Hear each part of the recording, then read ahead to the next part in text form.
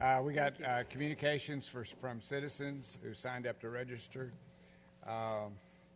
First one I've got here is Arthur Robankwitz, I think. Arthur.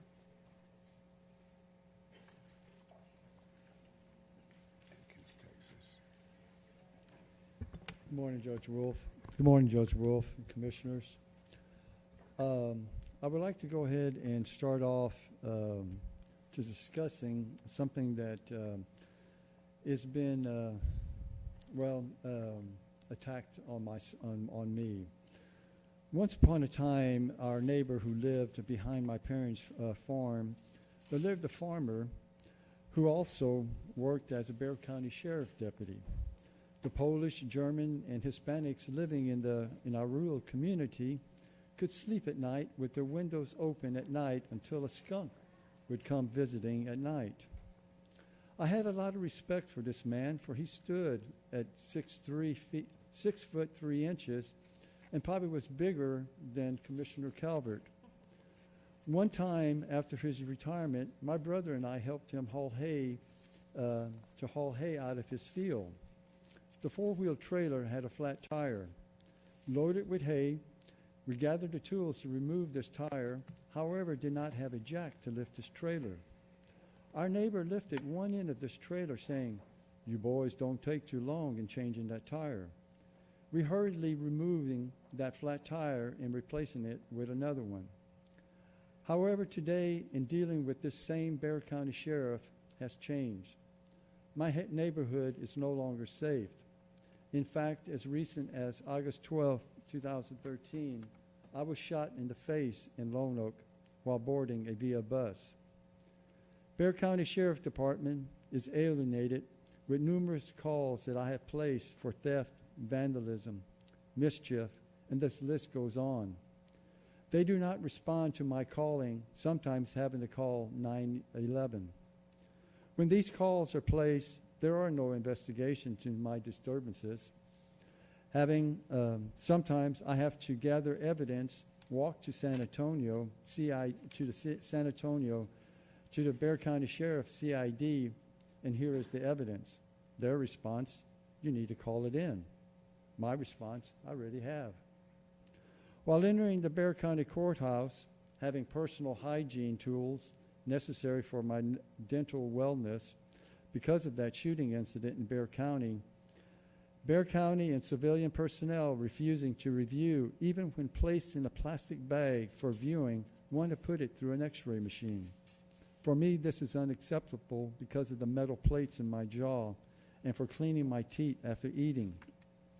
Maybe one reason at this time, because I filed lawsuits against Bexar County Sheriff Department for illegal seizure of 30 head of cattle. On 2 separate occasions while entering the courthouse, 6 deputies began to initiate intimidation, attempting to start a fight. Another time, Mr. Calvert and I had met on the street shortly after his election. He handed me his business card for us to have a meeting.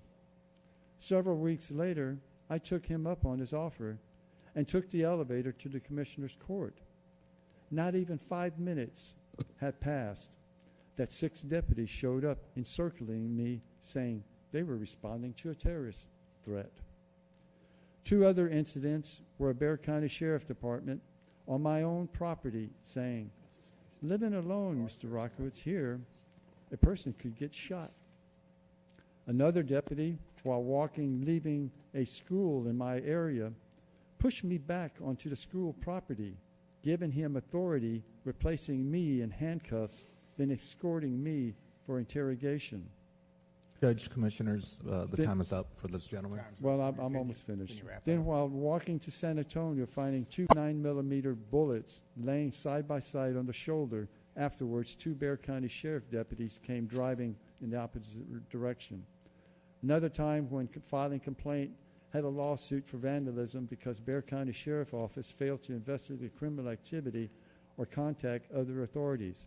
I had a horse stolen. Nothing was done to retrieve this animal. The Bexar County incidents have continued while I routinely report these incidents until recently had enough and called Bexar County Sheriff and said I did not want their presence on my property. Their efforts have failed, nor do I want the satellite surveillance because it caused ill effects on my farming operation, just as while walking on numerous occasions, law enforcement vehicles would come close proximity under tactical surveillance, and I would get x-rayed by SWAT vehicles. Ladies and gentlemen, it burns. I'm not a criminal that deserves this type of treatment. Had Bexar County performed their duties as my neighbor, my neighborhood would be safe. I've also tried to assist the Bexar County Sheriff Department personnel and advise them, and I think that the Commissioner's Court should really look into this, what I have to say. I've tried to help the Bexar County Sheriff. One thing that the Bexar County Sheriff individuals, they are wearing belts that when they eat a meal and they have to sit 8 hours behind a wheel with this cumbersome web belt, it's just like looking under your sink with a P-trap. We begin to expand because our food is not able to digest. I've tried to help with the Bexar County Sheriff, and this is something that you, as Commissioner's Court, should look at to helping these individuals in providing some type of other armament that can be wear them, just like this individual was talking about the health care for them, because I'm concerned about them. We're going to need to wrap this up, thank you sir. for your time. Thank you, Arthur, and we'll look into it. James Darcy.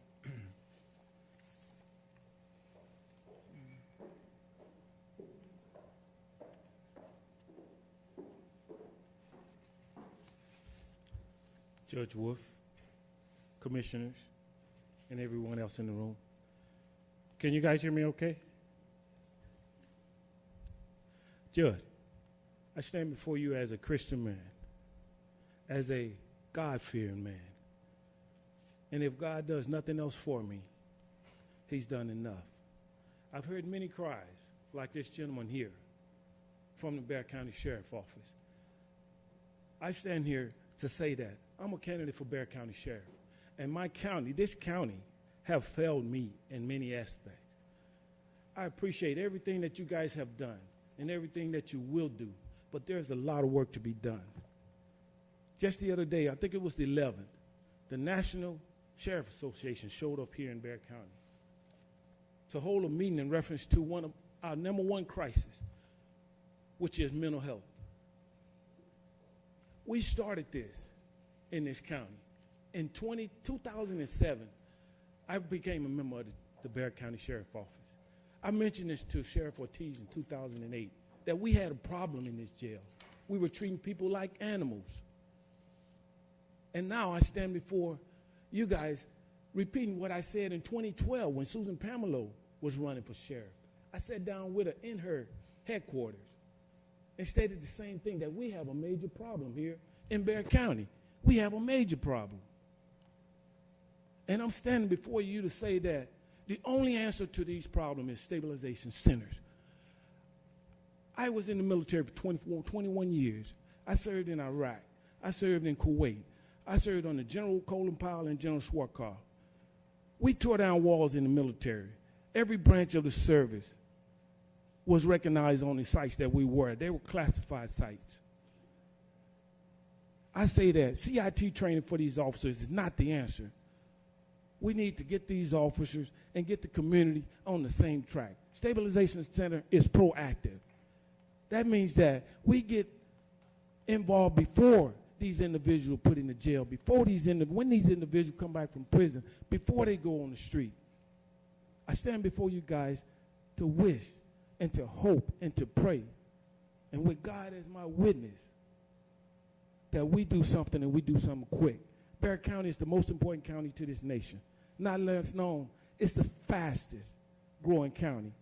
And my years here have been plentiful. I got here in 1985. I've helped with just about everything this county has went through.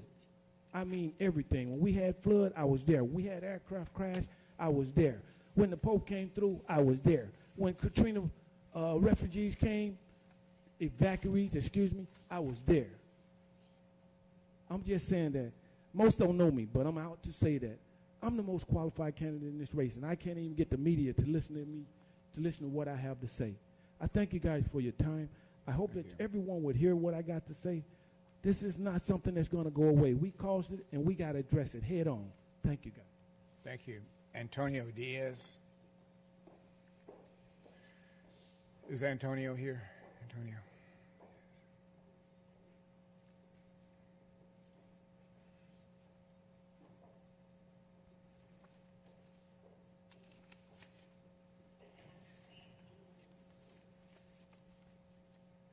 Wally Clanesi. It's a good day. We had our march this Saturday for Indigenous Dignity Day, Human Rights March. And we're now trying to abolish any colonialism, symbolism of hate in our city, in our county. We're after that statue in Columbus Park, want it down or out of. If the Knights of Columbus want to have it in one of their buildings, they can take it, store it in a museum, put it in a church. There's no place out in public where we Native people have to look at it. It's a symbol of hate to us. The man brought genocide, as we stated during our march. We were not here waiting for anyone to discover us. We were here as trading partners, as an ancient civilization that traded for millennia with other civilizations. Yet we were colonized, enslaved, and we still have those remnants of colonization, as you will be celebrating 300 years of the Spaniards having colonized our area in 2018. I don't appreciate that. You all might, I don't. We're after taking down that symbol of colonialism on West Martin and renaming that park for an indigenous person of renown that's done good works in our area. During that march, we've asked for the north face of this park here, because you have a park. And for 2 years running now, I don't know if it's because we have a new commissioner, but when Commissioner Atkinson was here and I would ask for that, we would get it. We would be treated with respect. For this past 2 years, including this Saturday, the security here refuses to turn on the electricity and actually tells us to leave. Also, this past year, on 2015, and I truly thank you for having recognized October 12th as Indigenous Peoples Day.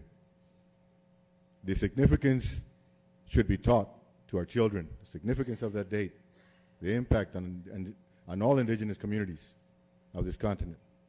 Yet it is not. So I thank you for having recognized October 12th as Indigenous Peoples Day in Bexar County, but I did not want it just for that one day. I wanted it in perpetuity. And I'm here to ask you to amend that resolution with that language in it, that it's in perpetuity. And that way we would just commemorate it every year instead of my having to petition for it every year. That is why I'm here today. But I make these other statements because of the way we were treated. This is not new to us. And in sitting here and listening, I know the acting and the singing and all that is very, very well done, very professional and lovely. Yet the narrative of the story says that we are colonized people and how we're removed. That is not beautiful to me. Hopefully we can work as a community that is integrating and recognizing that we are equals.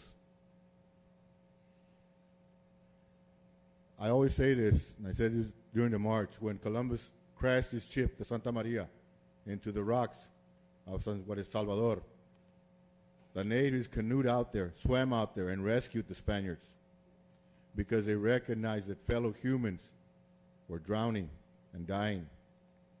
But yet, that was not returned to them. In the eyes of the Spaniards, they did not see fellow human beings. And that's been the policy of the United States since then, because that is in the Discovery Doctrine, and the Discovery Doctrine is in the Constitution. It's of Native people have lost lands, Mr. identity, Diaz. culture. Mr. Diaz, if you We can wrap need up to your start remarks. integrating equally. Still not, we're not savages. We never were. We're just human beings like everyone else. Deserve equal treatment. Thank you. Thank you. Thank you very much. Brother Diaz, if I could, just a point of personal privilege, I want to apologize for what happened. I don't know what happened with respect to court security, but that something must have slipped through. We'll make sure I talk with the lieutenant over the court system. We the courthouse is a place where all people can have, protest and celebrations and things. So I just want to personally apologize. I didn't know that was going to happen, and I'll work to try to make sure next year you don't have those problems. I asked for an email so that I could show it because it happened last year. I apologize. And I wanted this year not for no reoccurrence, and yet the officers would not come out.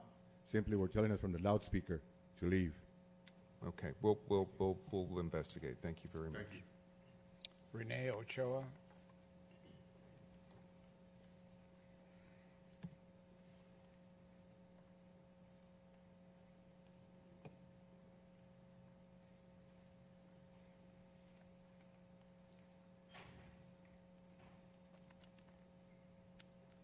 Morning.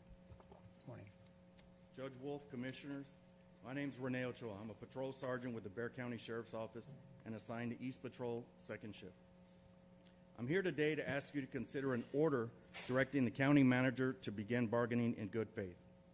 Currently, deputies in patrol must work on all county holidays.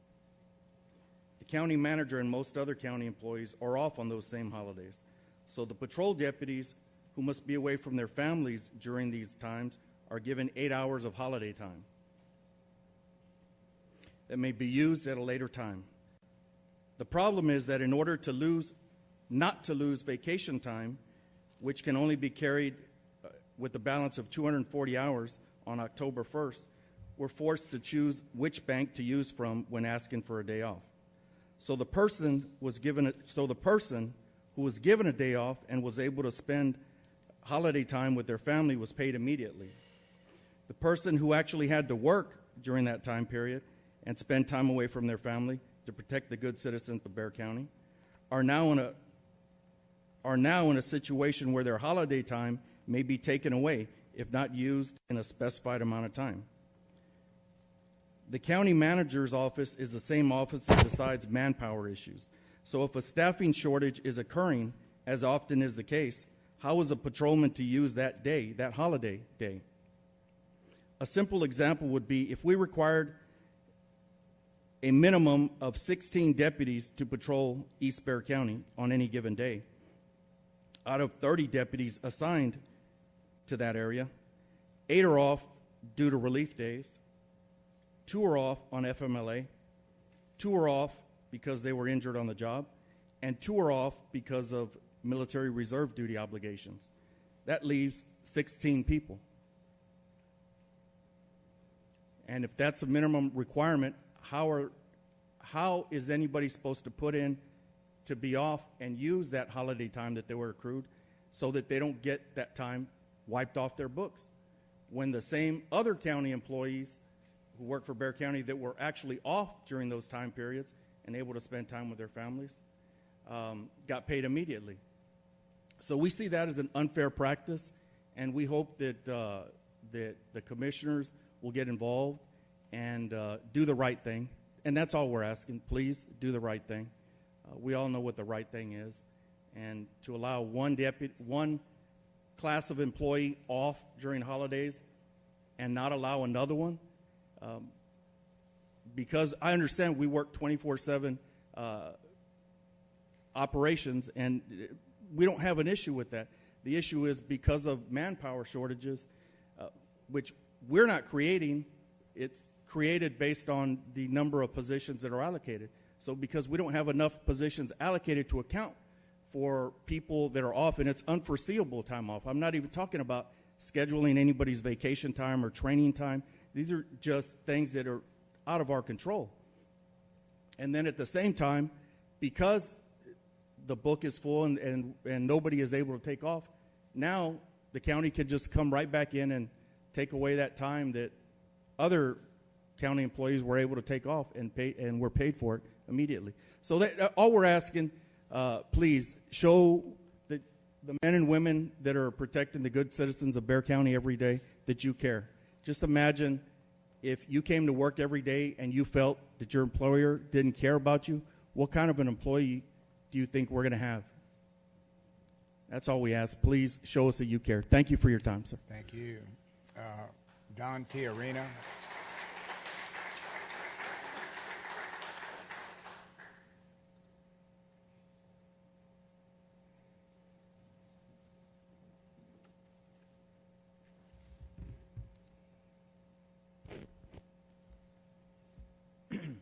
Good morning, Judge, Commissioners, all deputies in attendance. Thank you, Renee, and everyone following online.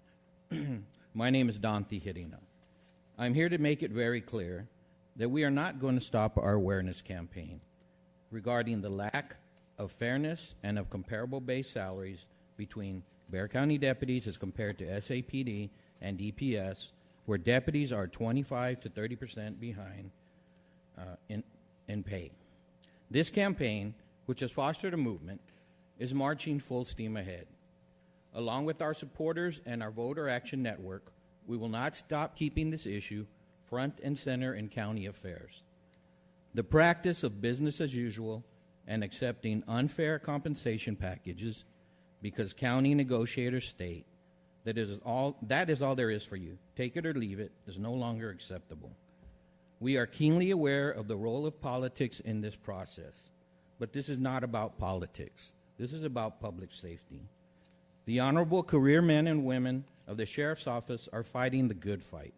They are standing up for themselves, they are standing up for fairness and for comparable wages, and they will not allow themselves to be shortchanged by anyone in the name of political expediency. I am asked why I decided to begin this campaign, full well knowing that I would potentially subject myself to negative treatment. The answer is easy. There are things in life worth fighting for, and the people I serve beside, the men and women of the Sheriff's Office, these honorable deputies and their families, are all worth fighting for. Using the San Pedro Creek Improvement Project, budgeted by the county at $155 million for context, for slightly more than the $3 million, the only $3 million as it was stated, approved for expedited construction costs, and definitely much less than the $19 million the county is at risk for if the city of San Antonio is not successful in their upcoming bond election. This base salary compensation dispute could be settled. It should be noted that a portion of the salary increase have already been proposed and funding has presumably already been earmarked. It's only the increased difference left to be funded. You know, hearing the previous, those presentations, opera and arts have their place. We're not cultural dinosaurs. We know, we're part of this community. Capital projects, such as new buildings, have their place. But dedicated and experienced human capital, the persons who make all this work by putting themselves at risk and serving the community every day, deserve a higher priority. So there's no misunderstanding. This is not a dispute of our choosing.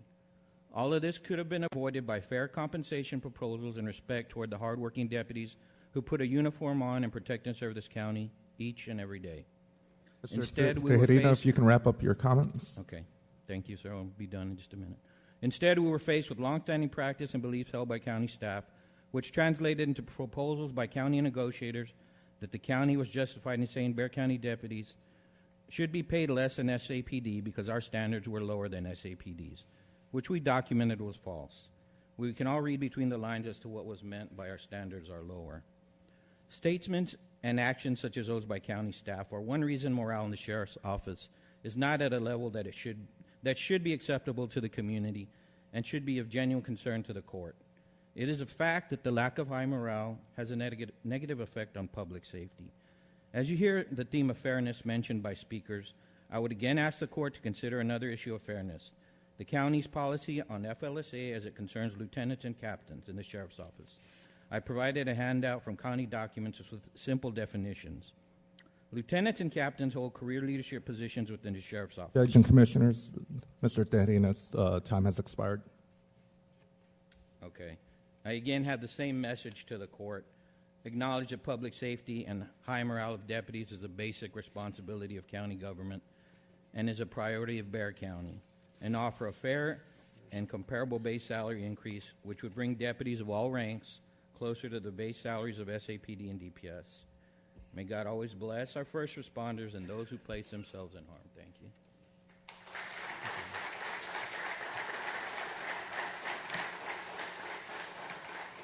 Renee Castro.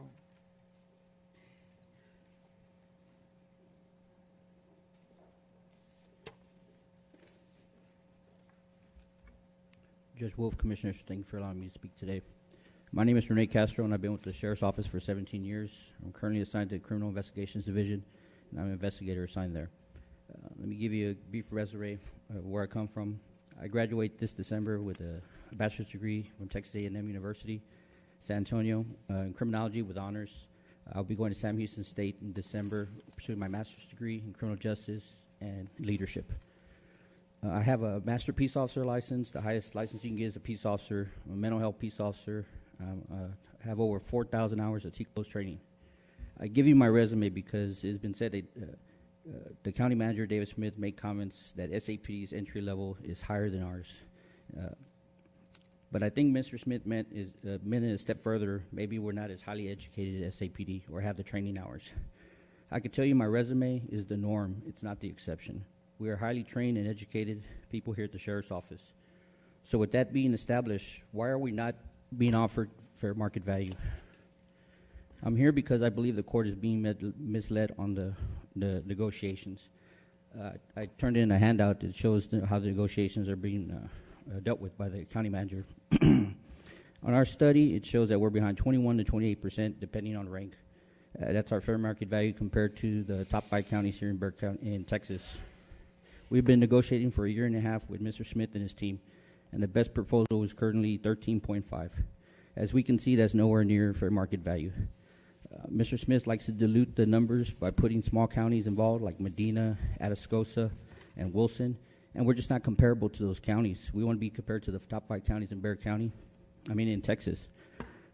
When D.A. LaHood was given a raise, was his raise compared to Medina County, Wilson County, or Atascosa County? No, it wasn't. Was the commissioners compared to those counties? They weren't. And all we want is the same recognition, to be respected and use the 5 top counties. Mr. Smith, I met a former employee of yours, and I asked her, why does Mr. Smith dislike us so much? He's never dealt fairly with us in the last 17 years I've been here. And she told me, she goes, Renee, you can't go to the podium and just ask for wages without facts. You have to show him in black and white, and he's a reasonable person. He'll listen to you if you show him the facts. Well, Mr. Smith, we have the facts. They're in black and white. And the DSBC is giving you the top 5 counties and what they're being paid. Now the facts are in, and we're waiting for your reasonable response. Every day, deputies of Bexar County put their lives on the line. We have talks with our children every day, hard conversations that I tell my son, hey, I might not come home. Remember, I care for you. I love you. You're the man of the house, because we don't know when we're going to come back. And that's a hard conversation to have with your kids. Mr. Smith, God forbid an active shooter were to come into this building.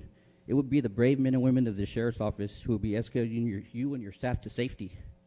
They would go in between you and your staff and tell you, we have your backs. We'll take that bullet for you because that's the job we signed up for. In that situation, we'll have your back, Mr. Smith. All we ask is you have our back. Thank you all very much.